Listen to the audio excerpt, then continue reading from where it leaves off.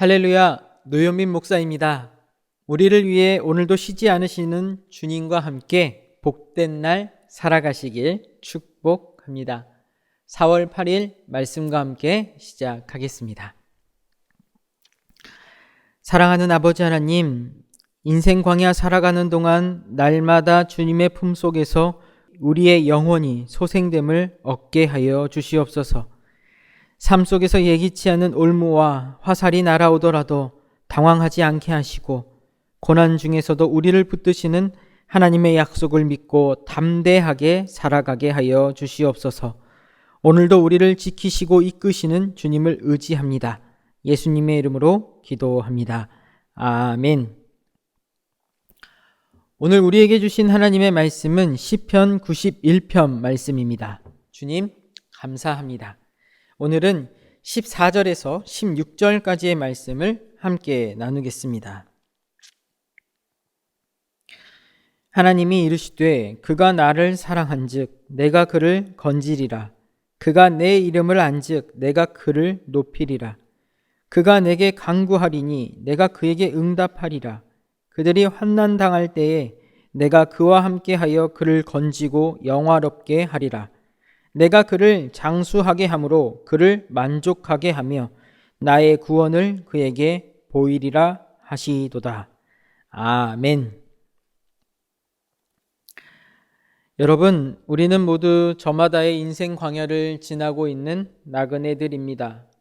나그네의 길은 설렘보다는 불안이, 안락함보다는 위험이 더 많은 법이지요.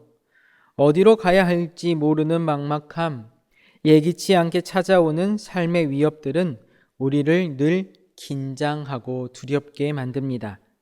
1절과 2절 말씀입니다. 지존자의 은밀한 곳에 거주하며 전능자의 그늘 아래에 사는 자여, 나는 여호와를 향하여 말하기를 그는 나의 피난처요 나의 요새요 내가 의뢰하는 하나님이라 하리니. 나그네에게 가장 절실한 것은 잠시 쉬어갈 안전한 처소입니다. 시인은 1절에서 하나님을 지존자와 전능자로 부르며 노래를 시작하지요. 이는 온 우주의 주권자이신 하나님께서 우리를 보호하실 충분한 능력을 갖추신 분임을 선포하는 것입니다. 여기서 우리가 주목해 봐야 할 단어가 있는데요. 은밀한 곳이라고 번역된 세테르입니다. 세테르는 나그네가 길을 가다 우연히 발견한 나무 그늘이 아닙니다. 하나님의 품속 깊은 곳, 하나님의 친밀함이 보장되는 특별하고도 안전한 장소이지요. 나그네인 우리가 세상 속 우리의 쉼터를 찾아 방황하는 것이 아니라 하나님을 나의 유일한 피난처로 고백할 때 우리는 이처럼 하나님의 깊고 깊은 품으로 안전한 곳으로 들어갈 수 있게 됩니다. 거친 인생 광야 속에서도 하나님께서는 우리를 위해 세상이 넘볼 수 없는 이처럼 은밀하고도 안전한 요새를 제공하시고 그곳 하나님 품 안에서 우리를 다시 소생시켜 주십니다. 사냥꾼의 올무, 전염병, 밤의 공포, 낮의 화살과 같이 우리가 인생 광야에서 만나게 될 고난으로부터 우리를 지켜주십니다. 교묘히 우리를 유혹하고 넘어뜨리려는 함정, 예기치 못한 질병, 앞날에 대한 막연한 두려움까지 그 모든 두려움과 공포에서 해를 당하지 않도록 우리의 마음을 또 지켜주십니다. 이처럼 우리를 위협하고 불안하게 하는 모든 삶의 문제들 앞에서 하나님께서는 나그네인 우리를 위해 쉴 만한 곳이 필요한 안전한 피난처가 필요한 우리를 위해 방패가 되어 주십니다. 4절 말씀입니다. 그가 너를 그의 깃으로 덮으시리니 내가 그의 날개 아래에 피하리로다.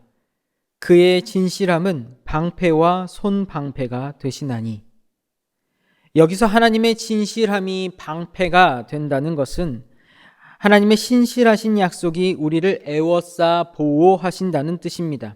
즉 하나님의 약속하신 말씀을 마음에 품고 살아가는 이들에게는 그 말씀이 모든 고난에게서 우리를 지키는 방패가 된다는 것이죠. 하지만 여러분, 우리의 삶은 어떤가요? 정말로 하나님의 말씀이 우리의 방패가 되어주고 있습니까? 우리의 날들은 늘 하나님만을 의지하고 살아가고 있을까요? 우리 마음에 둔 하나님의 말씀은 늘 하나님을 향하게 하고 있는 걸까요? 이 말씀을 흔들릴 때마다 기억하시면 좋겠습니다. 하나님의 말씀이 우리 가운데 있다. 우리 마음 깊이 심겨져 있다. 우리가 보지 못했고 알지 못했던 하나님을 우리의 삶 가운데 발견하게 하고 우리의 삶을 안전한 피난처로 하나님께서 주시는 그 방패 아래 거하게 하신다. 그 말씀이 우리의 방패이고 우리를 보호하는 하나님의 날개 그늘이다. 이것을 꼭 기억하시면 좋겠습니다. 나그네는 자신의 힘으로 인생의 장애물을 치우지 않습니다. 11절과 12절에서 약속하시듯 하나님의 천사들이 우리의 걸음이 멈추지 않도록 지탱하고 보호해 줍니다. 우리가 지쳐 쓰러질 것 같은 순간에도 하나님께서는 우리를 붙들고 지키신다 약속하십니다. 14절에서 16절까지의 말씀입니다. 하나님이 이르시되 그가 나를 사랑한즉 내가 그를 건지리라. 그가 내 이름을 안즉 내가 그를 높이리라. 그가 내게 간구하리니 내가 그에게 응답하리라. 그들이 환난당할 때에 내가 그와 함께하여 그를 건지고 영화롭게 하리라. 내가 그를 장수하게 함으로 그를 만족하게 하며 나의 구원을 그에게 보이리라 하시도다. 하나님께서는 인생 광야 걸으며 고난 가운데 꿋꿋이 걸어가는 우리들에게 직접 말씀하시며 약속하십니다. 내가 건지리라, 내가 높이리라, 내가 응답하리라, 내가 함께하리라, 내가 영화롭게 하리라, 내가 만족하게 하리라, 내가 보이리라. 인생 광야에서 지치고 상처 입은 우리의 영혼을 살리시는 하나님의 약속입니다. 지친 우리를 포기하지 않도록 우리를 위해 예비된 하나님의 승리, 그 선포입니다. 사랑하는 여러분, 오늘 시편 91편은 거친 인생의 광야를 걸어가는 나그네들을 위해 하나님께서 친히 들려주시는 노래입니다. 본문 말씀은 우리의 삶에 고난은 결단코 없으리라 말하지 않습니다. 오히려 우리의 인생 광야에서 고난이 있을 것이라 전제하며 이야기하지요.